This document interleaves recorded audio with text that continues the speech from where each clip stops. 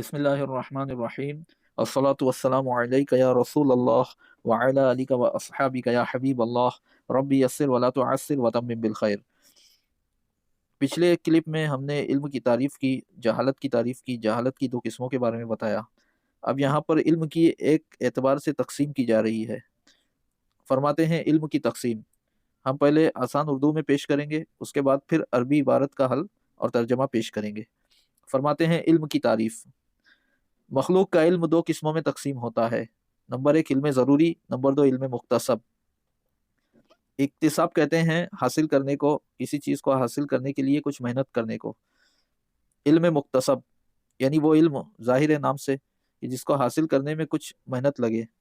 और इल्म ज़रूरी वो इल्म है, नाम ही से ज़ाहिर है, कि जो ज़रूरी तौर पर हासिल हो, जो बदाहतन हासिल हो।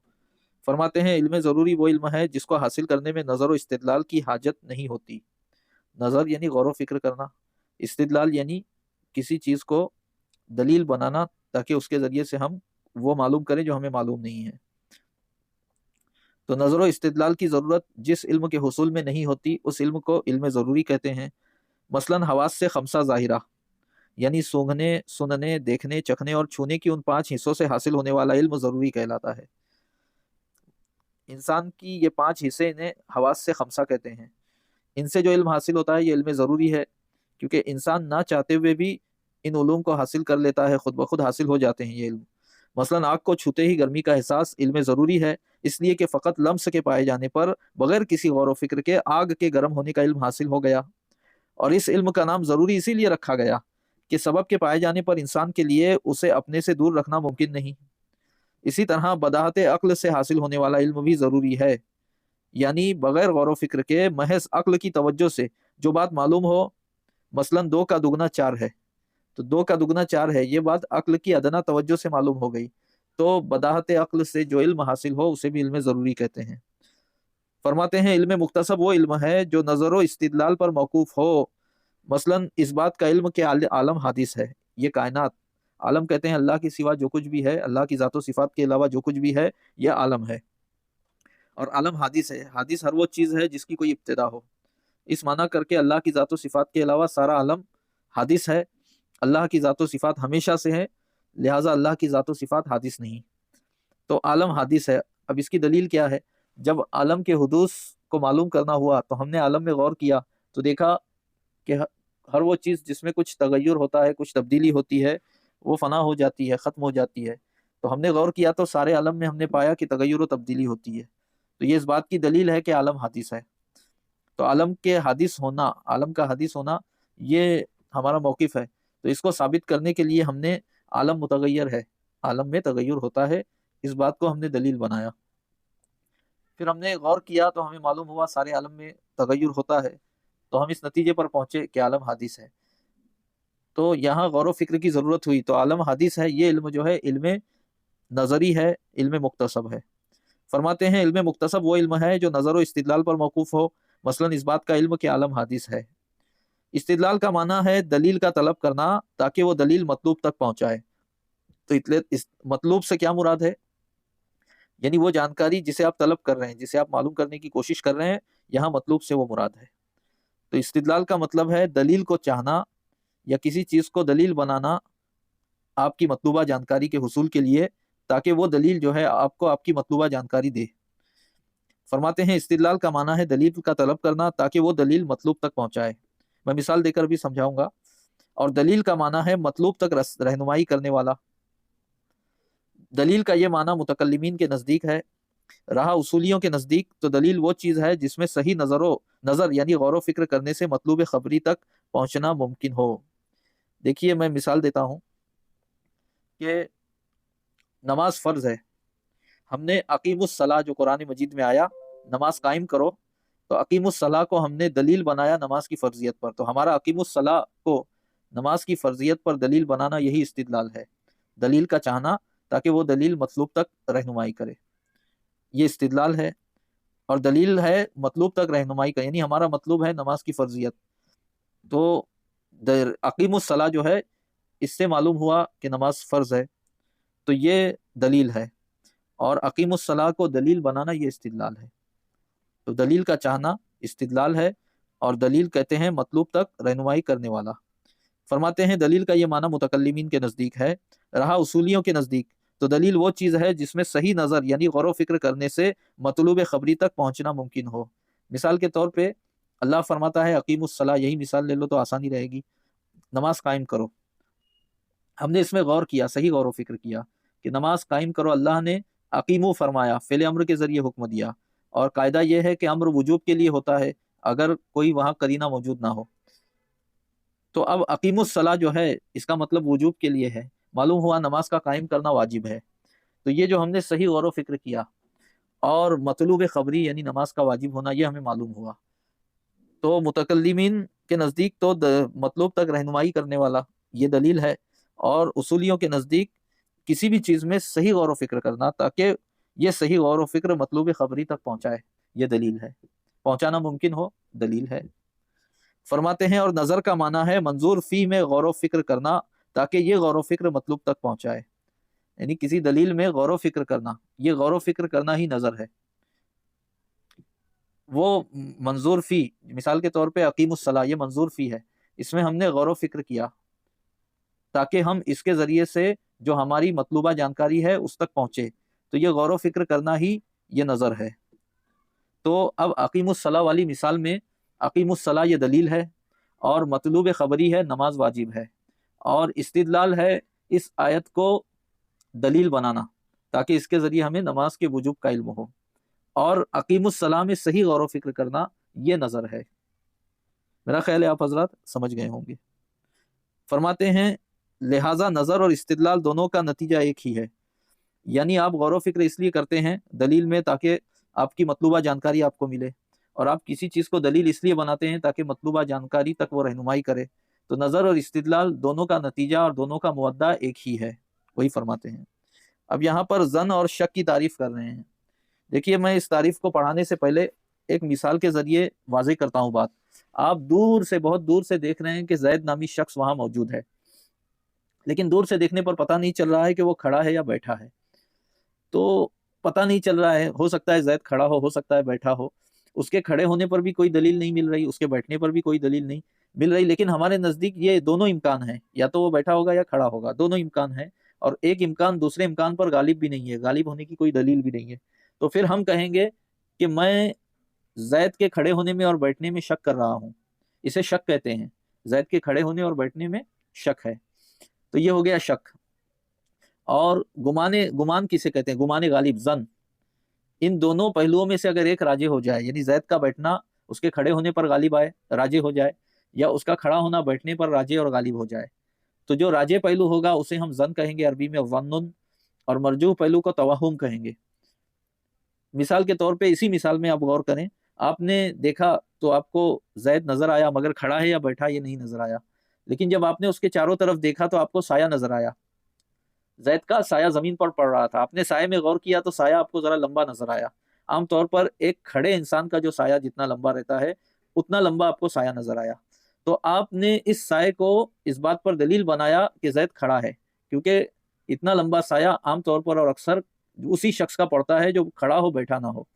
لیکن یہاں پر ایک امکان ہے کہ ہو سکتا ہے زید کسی چیز پر کھڑا ہو اس لیے اس کا سایہ لمبا نظر آ رہا ہو، لیکن یہ امکان ضعیف ہے، کمزور ہے، تو ہم کہیں گے کہ زید کا کھڑا ہونا ہمارے نزدیک ظن ہے، اور اس کے برخلاف زید کا بیٹھنا یہ توہم ہے۔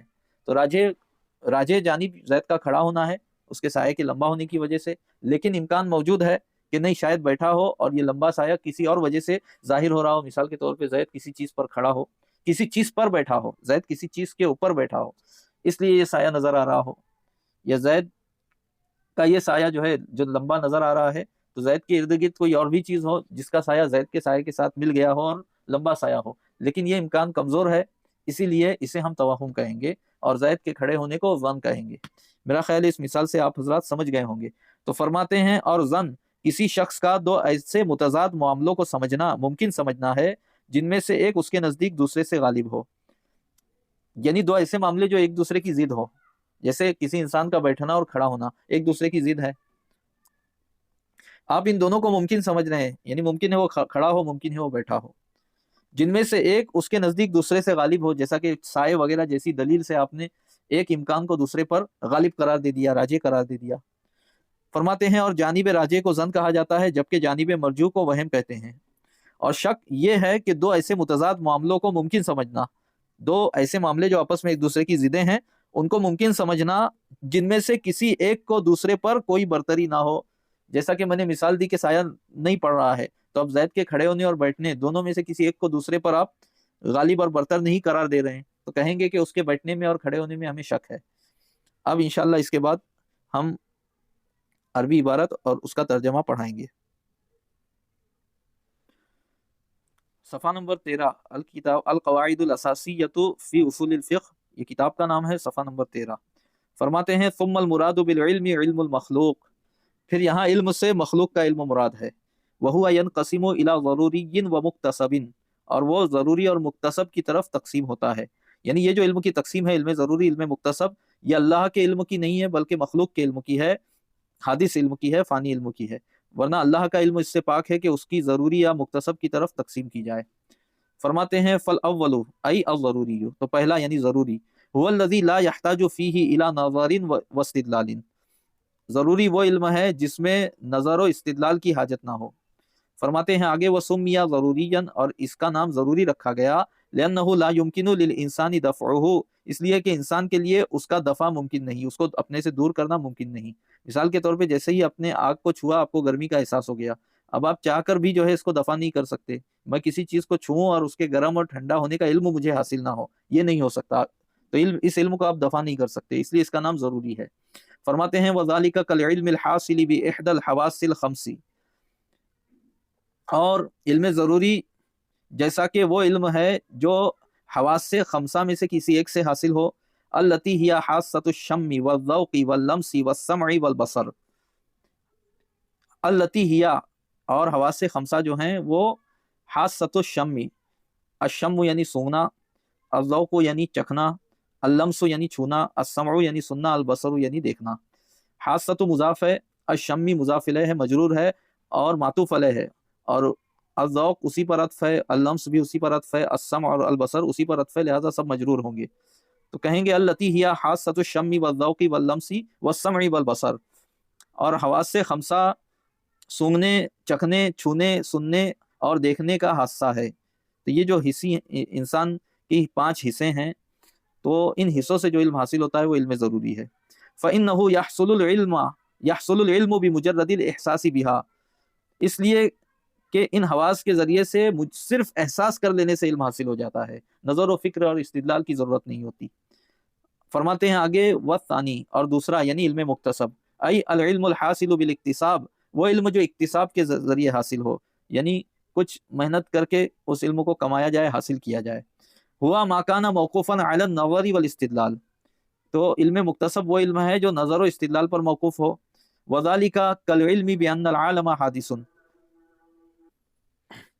وذالک کالعلم بان العالم حادث، اور اکتساب سے حاصل ہونے والا علم جیسا کہ اس بات کا علم کہ عالم حادث ہے، دنیا حادث ہے، دنیا کے حدوث کا علم یہ علم مکتسب ہے، کیونکہ اس میں نظر و استدلال کی حاجت ہے اس کے ثبوت کے لیے۔ فرماتے ہیں والاستدلال طلب الدلیل لیودی الی المطلوب، اور استدلال دلیل کا طلب کرنا ہے، لیودی تاکہ وہ دلیل پہنچائے، الی المطلوب مطلوب تک۔ میں نے بتایا کہ مطلوب سے مراد ہماری وہ جانکاری ہے جسے ہم حاصل کرنا چاہتے ہیں، جو ہماری مطلوبہ جانکاری ہے، تو دلیل جو ہماری مطلوبہ جانکاری ہمیں دے وہ دلیل ہے۔ فرماتے ہیں وہ استدلال، تو استدلال دلیل کا طلب کرنا ہے تاکہ دلیل ہمیں ہماری مطلوبہ جانکاری تک پہنچائے۔ فرماتے ہیں والدلیل هو المرشد الی المطلوب، اور دلیل مطلوب تک رہنمائی کرنے والی ہے، ہر وہ چیز جو مطلوب تک رہنمائی کرے وہ دلیل ہے۔ فرماتے ہیں والدلیل هو المرشد الی المطلوب، اور دلیل مطلوب تک رہنمائی کرنے والا ہے۔ مطلوب سے یہاں مراد آپ کی مطلوبہ جانکاری۔ پھر میں مثال دیتا ہوں، اللہ تعالیٰ نے قرآن مجید میں فرمایا وَلَا تَقْرَبُوا الزِّنَا، اور زنا کے قریب نہ جاؤ، یہ زنا کے حکم کی طرف رہنمائی کر رہی ہے یہ آیت کہ زنا حرام ہے، تو یہ آیت جو ہے یہ دلیل ہے۔ فرماتے ہیں وَهَذَا عِندَ الْمُتَكَلِّمِينَ، اور یہ متکلمین کے نزدیک ہے، हुवल मुर्शिदु इलल मतलूब, जो दलील की तारीफ है या दलील का माना है, ये मुतकल्लिमीन के नज़दीक है। व अम्मा इंदल उसूलियीन, और रहा उसूलियीन के नज़दीक यानी उसूल फ़िक़्ह के उलमा के नज़दीक, उसूल फ़िक़्ह के इल्म की इस्तिलाह के मुताबिक क्या है, फ़दलीलु माँ, तो दलील वो चीज़ है, युमकिनु तवस्सुलु, कि तवस्सुल मुमकिन हो। तवस्सुल स्वाद से है, इसका माना है पहुँचना, पहुँचना मुमकिन हो, बिसहीहिन नज़रि फ़ीही, उसमें सही नज़र के ज़रिए, सही गौर व फिक्र के ज़रिए पहुँचना मुमकिन हो। कहाँ पर? इला मतलूबिन खबरियिन, किसी मतलूब खबरी तक, यानी जो हमारी मतलूबा जानकारी है, ये खबर हो। खबर से यहाँ मुराद है कि उसका पूरा हुक्म हो, उसका पूरा जुमला हो, ऐसा नहीं कि सिर्फ कोई एक ज़ात हो, एक लफ्ज़ हो। मैं यहाँ मंतिक की ज़बान में आप हज़रात को समझाऊँ कि मंतिक में आपने इल्म की तकसीम पढ़ी कि तसव्वुर और तस्दीक, इल्म की दो किस्में हैं, तसव्वुर और तस्दीक। तो यहाँ मतलूब खबरी से मुराद तस्दीक है, यानी तस्दीक का मंतिक में जो माना है वो यहाँ मुराद है। अगर आपने मंतिक पढ़ी होगी तो आपके लिए बड़ा आसान है, और उसूल फ़िक़्ह मंतिक की इब्तिदाई इस्तिलाहात पढ़ाने के बाद ही पढ़ाया जाता है। फरमाते हैं व अम्मा इंदल उसूलिय्यीन फद्दलीलु मा युमकिनु तवस्सुलु बिसहीहि नज़रि फ़ीही इला मतलूबिन खबरिय्यिन, और रहा उसूलिय्यीन के नज़दीक तो दलील वो चीज़ है कि जिसमें सही गौर व फिक्र करने के ज़रिए किसी मतलूब खबरी तक रसाई हो, उस मालूमात तक रसाई हो जो खबर है, जिसमें कोई हुक्म बयान किया गया हो। जैसे मिसाल के तौर पे ज़िना हराम है, ये एक खबर है, सिर्फ ज़िना की मालूमात नहीं, वजूद ज़िना की मालूमात नहीं, बल्कि ज़िना के हराम होने की जो मालूमात है, ज़िना के हराम होने की जो जानकारी है, ये मतलूब खबरी है। अगर सिर्फ ज़िना के वजूद का इल्म होता तो वो मतलूब खबरी नहीं होता, वो तसव्वुर होता, लेकिन ज़िना हराम है, ये तस्दीक है। तो यहाँ मतलूब खबरी से वही मुराद है, यानी किसी फेल का हुक्म आपको मालूम करना है, तो जिस चीज़ में सही गौर व फिक्र करके उस फेल का इल्म हासिल हो, उस चीज़ को दलील कहेंगे उसूलियों के नज़दीक। यही वला तक़रबु ज़िना ले लो, अल्लाह ने फरमाया ज़िना के करीब न जाओ। जब हमने इसमें गौर व फिक्र किया तो हमको नज़र आया कि वला तक़रबु फ़ेले नहीं के ज़रिए अल्लाह ने मना किया, और कायदा है कि फ़ेले नहीं के ज़रिए किसी काम से अगर रोका जाए और वहाँ कोई करीना ना हो जो अ, इस फ़ेले नहीं से रोकने के काम को किसी और तरफ फेरे, तो सीधा सीधा उससे हुर्मत मुराद होगी, यानी उस काम को करना हराम। तो अल्लाह ने ज़िना के करीब जाने से भी मना किया, तो ज़िना हराम है, ये बात, ये मतलूब खबरी हमें हासिल हुई वला तक़रबु ज़िना में सही नज़र व फ़िक्र करने से। तो वला तक़रबु ज़िना, ये आयत, ये दलील है। सफ़ा नंबर 15 पर है वन नज़रु हुवल फ़िक्र फ़ी हालिल मंजूरी फ़ीही, और नज़र ये मंजूर फ़ी के हाल में फ़िक्र करना है, यानी गौर व फ़िक्र करना है। लियुद्दिया इलल मतलूबी मिन इल्मिन औ ज़न्निन, ताकि ये गौर व फ़िक्र मतलूब तक पहुँचाए, यानी वो जानकारी जो हमको मतलूब है, जिसकी तलब हमें है, उस तक पहुँचाए। मिन इल्मिन औ ज़न्निन, यानी कोई इल्म या ज़न, यहाँ इल्म से मुराद यकीन है, और ज़न से मुराद ये है ज़न्ने, जिसको गुमाने गालिब कहते हैं, जैसा कि हमने उर्दू तहरीर में इसकी वजाहत की। तो नज़र का भी मकसद जो है वो यही है कि हम मतलूब तक पहुँचे, और इस्तिदलाल का मकसद भी यही है कि दलील तलब करें ताकि वो दलील हमें मतलूब तक पहुँचाए। तो दोनों का नतीजा और मुअद्दा एक ही है। फरमाते हैं फ़मुअद्दन नज़री वल इस्तिदलाली वाहिद, तो नज़र और इस्तिदलाल का नतीजा, उस दोनों के पहुँचने की जगह एक ही है। फरमाते हैं वज़्न हुआ तजवीज़ शख्सैनि लि अमरैनि, और ज़न क्या है? किसी शख्स का दो मामलों को जायज़ समझना, जायज़ करार देना है, दो ऐसे मामलों को जायज़ समझना या जायज़ करार देना है। अहदुहुमा अज़हरु मिनल आखरी इंदहु, कि उनमें से एक दूसरे से राजे है उसके नज़दीक। दो मामले हैं, दोनों मुमकिन हैं, मगर उनमें से एक दूसरे पर गालिब और राजे है। जैसा कि मैंने उर्दू तहरीर में ज़ैद की मिसाल दी, ज़ैद के खड़े होने और बैठने की मिसाल दी, कि ज़ैद दूर से नज़र आ रहा है मगर खड़ा है या बैठा है वो समझ में नहीं आ रहा है, लेकिन उसके करीब हमने जब साया देखा तो साया ज़रा लंबा नज़र आया, तो हमें इस बात का ज़न हासिल हुआ, गुमान गालिब हासिल हुआ कि ज़ैद खड़ा होगा तभी उसका साया इतना लंबा है। लेकिन इस बात का भी बहरहाल इम्कान है कि शायद वो बैठा हो किसी ऊँची चीज़ पर, तो ऐसा लग रहा है उसका साया देख करके वो खड़ा हो, लेकिन ये जो है इम्कान कमज़ोर है, और गालिब यही है कि वो खड़ा होगा। तो हम कहेंगे कि ज़ैद के खड़े होने का हमें ज़न है, वो जानकारी जो ज़ैद के खड़े होने को बता रही है ये ज़न्नी है, ज़न है, और ज़ैद के बैठने کی جو جانکاری ہے وہ توہم ہے، ظن کا جو مخالف ہوتا ہے وہ توہم ہوتا ہے۔ اور اگر تھوڑا ہم قریب گئے اور ہم نے اپنی آنکھوں سے دیکھا کہ نہیں زید کھڑا ہی ہے، بیٹھا نہیں ہے کسی چیز پر، تو اب ہم کو یقین حاصل ہو گیا کہ زید کھڑا ہے۔ اب جو جانب مخالف ہے کہ زید بیٹھا ہوگا، اس کا اب امکان بھی نہیں ہے، تو یقین وہ ہوتا ہے جس کے برخلاف کا امکان بھی نہیں ہوتا۔ تو فرماتے ہیں وَالطَّرْفُ الراجح هو الذي يسمى بالظن، اور راجح جانب کو ظن کہا جاتا ہے۔ وَالطَّرْفُ الْمَرْجُوحُ يسمى بالوهم، اور مرجوح جانب کو وہم کہا جاتا ہے۔ فرماتے ہیں وَالشَّكُّ تجویز امرین لا مزیۃ لأحدہما علی الآخر، اور شک دو معاملوں کو جائز سمجھنا ہے، دو آپس میں ایک دوسرے کی ضدیں ہوں، ایسے دو معاملوں کو ممکن یا جائز سمجھنا ہے، لا مزیۃ لأحدہما علی الآخر، کہ ان میں سے کسی ایک کو دوسرے پر کوئی برتری نہ ہو۔ مثال کے طور پہ یہی زید کی مثال ہی لے لیں کہ پتہ نہیں زید بیٹھا ہے یا کھڑا ہے، دور سے ہمیں نظر آ رہا ہے زید ہے، لیکن وہ بیٹھا ہے یا کھڑا ہے یہ سمجھ میں نہیں آ رہا ہے، اور وہاں پہ کوئی سایہ یا کوئی اور دلیل بھی نہیں ہے کہ ہم دونوں میں سے ایک پہلو کو راجح قرار دیں، تو ہم کہیں گے کہ ہم زید کے بیٹھنے میں شک میں ہے یا زید کے کھڑے ہونے میں ہمیں شک ہے۔ وصلی اللہ علیہ وآلہ وصحبہ وبارک وسلم۔